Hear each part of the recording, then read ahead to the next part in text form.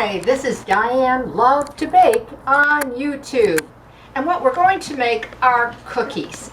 But we're going to make, well, a sugar cookie, but a coconut sugar cookie. So basically, you've got two cookies in one. If you like sugar cookies, and then you do like coconut cookies, well, these are combined together, and they are a quick and an easy recipe. They really are.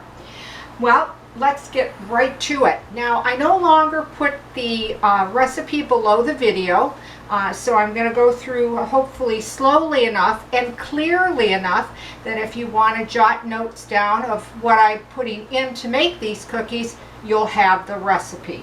So we'll need to start off with 2 cups of butter. Now, if you don't have butter or you don't like butter or for whatever reason, you can use margarine. I think you'll prefer butter over it with this cookie, but the margarine, and I've done both and I've gotten compliments on both of them when people have eaten these cookies with butter as well as margarine, believe it or not.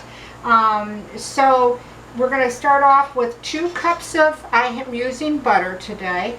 And I cut it up into small pieces because I think it's quicker and faster to cream it and, for the video. I'm going to warn you about the sound of the mixer because it can come off sounding quite loud. So I'll always give you an idea ahead of time if you want to lower the sound. And I would keep the butter at room temperature. Would be best. So let me break this up. Again, remember about the sound.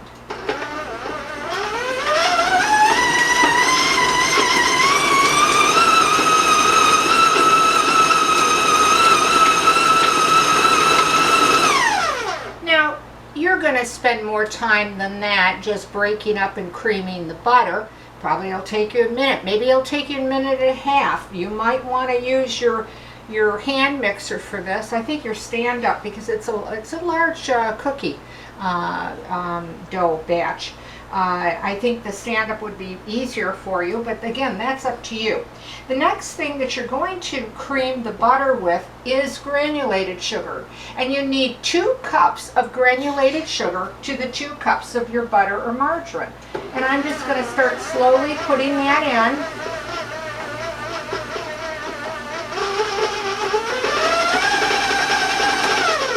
Raise my speed just to move things along.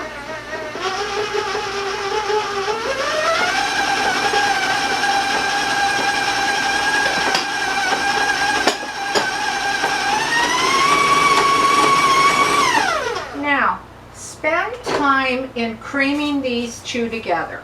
It might take you 2 minutes, it might take you 3 minutes. It really depends on the speed and what you're using, hand mixer or stand.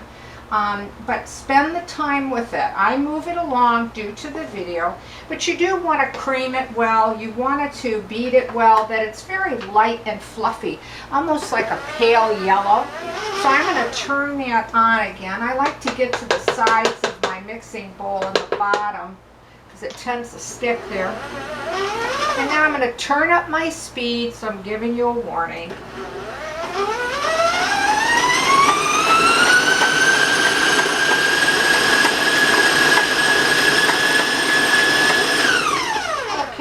Again, normally I would spend at a lower speed and spend another 2.5 minutes or so on that. The next thing you're going to do is you're going to need, of course, coconut. So you'll need 1 cup, and I'm using a flaked sweetened coconut. If you don't want to use the sweetened coconut, you can go ahead and use unsweetened. That's up to you. But 1 cup of the flaked coconut. And then just beat it all together, combine it all together. Again, I want to scrape those sides and get to that bottom. And again, I'm going to turn it up for speed to move it along for the video.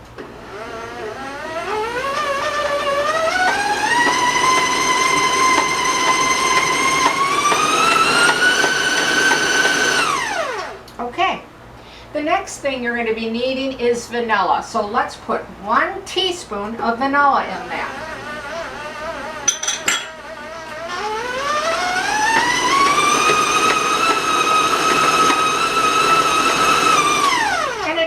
just repeating about spending time with the creaming and the mixing and whatever. You don't want to rush through the recipe, but you know, most of us, we have limited schedules, and you know, you want to get it done because it takes time to bake, but it's so enjoyable. People tend to, I think, enjoy it more when you make something yourself, maybe than bought cookies. And let's talk about dry ingredients. You're first going to also need 3 cups of all-purpose flour. That's 3 cups. I'm going to just grab my little whisk here. You can use a spoon or a fork or whatever. You're also going to be putting in 1 teaspoon of baking soda. That was 1 teaspoon to your 3 cups of flour. And I'm just going to give it a good stir. And you're also going to put 1/2 teaspoon of salt. And now I'm slowly going to add the dry to the wet so that we can make our cookie dough.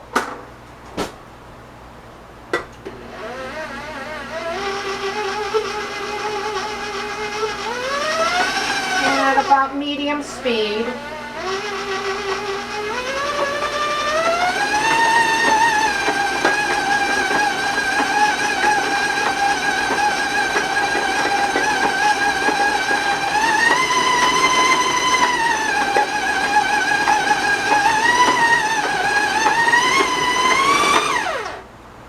Put the rest of the flour in.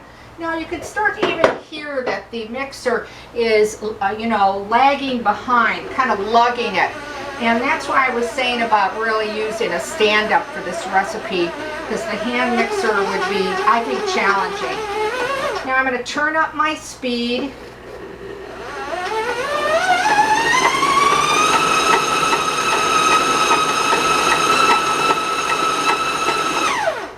Again, I'm going to clean those sides as best as I can. Now these make a lot of cookies. They really do. You probably can get up to about 8 dozen if you make them small enough. And we'll talk about the size in just a few moments. But again, I want to just clean the sides here and, you know, check that bottom where it tends to, really stick. Okay, we're going to turn it on, and then I'm going to go at high speed just for a few seconds here.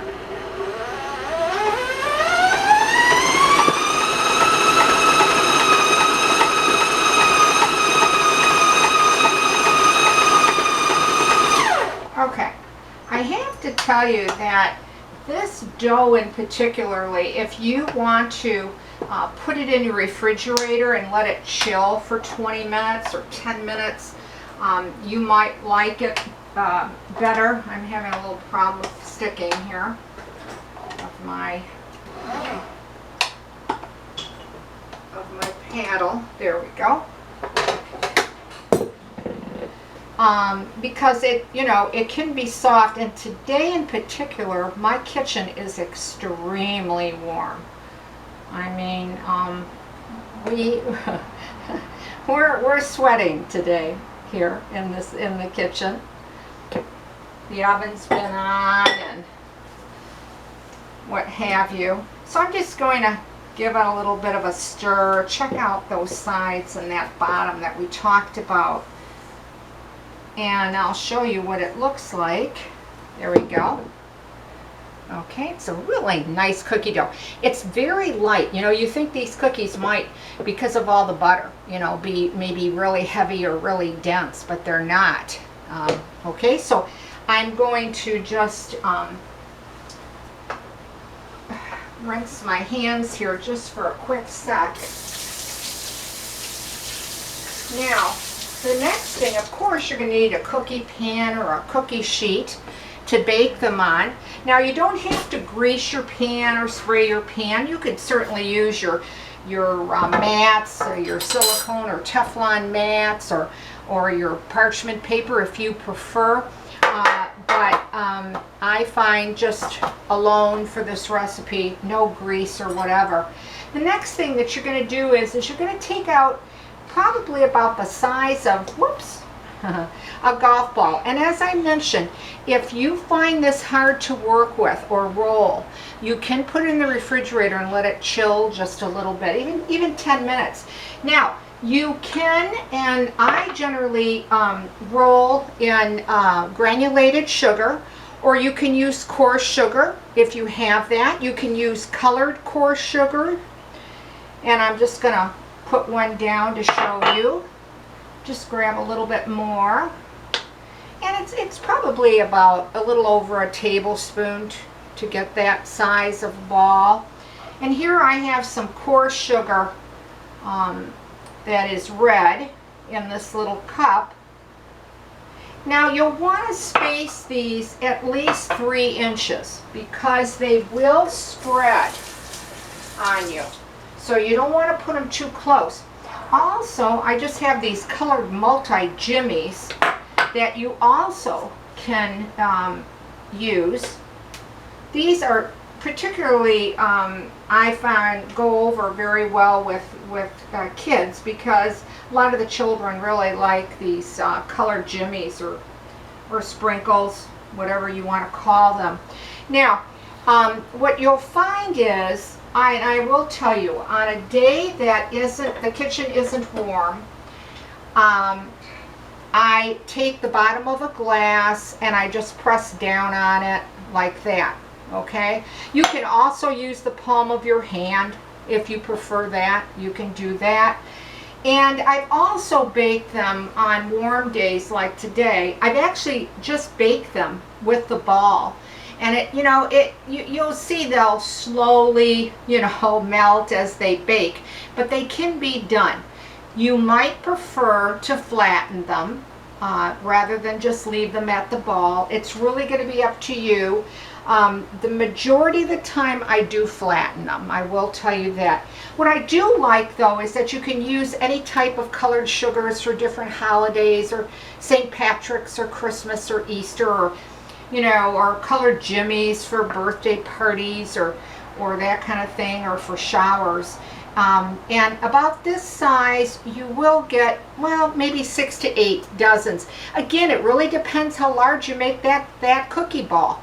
You make them smaller, you're going to yield more, of course. You make them, larger and more of a monster cookie, you're going to get a lot less. The cooking times are 350 degrees, and it can alter between 8 and 10 minutes. So, start checking. I like to really, of course, rotate my shelves if I'm cooking 2 trays at a time. But rotation, I rotate them after about 4 or 5 minutes. And that's a way not only to rotate, but I can see how they're coming along. You don't want to overbake these because you don't want them real hard. Or real dense. You want to be able to have a chewy center to them, especially because of that great coconut in them. So let me put this aside. Again, 350, 8 to 10 minutes. I'm sorry. If you're making bigger ones, you might have to wait a little bit longer. If you make them even smaller, they're going to come up a little bit quicker. So let me just wash my hands here quickly because I'm handling raw dough. What also is nice about this recipe is, if you notice, we use no eggs. So folks that are looking for cookies where you don't use eggs, or they might be allergic to eggs, that kind of thing, it is I think a very good recipe. And this is how they bake up. Now the size that I showed you bake up about this size, and that's a good size cookie. It really is. On the colored sprinkles, they'll look like that. These are just rolled in regular granulated sugar, not a coarse sugar, but a granulated sugar. When I will want to tell you about the texture of them. They will have a hard finish on the top. They will have a hard finish on the bottom, and that's usually the sugar too that you're feeling, that it's hard. But when you break them open, they will be just so light and delicate. Oh, they're delicious. And that coconut then lends to that nice chew that you get when you know you're eating a cookie with coconut in it.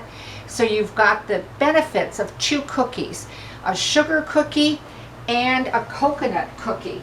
And I'm just gonna squeeze this to show you how moist it is and how this cookie has come together by me just squeezing it.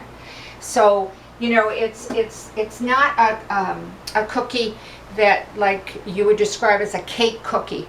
It's chewy, it's light, it's crisp, but it has that great, when you break into it, oh my gosh, that chew that you get from it. And again, if you could see the moisture, not moisture, I'm sorry, that it's moist and chewy. Oh, these cookies are so, so good.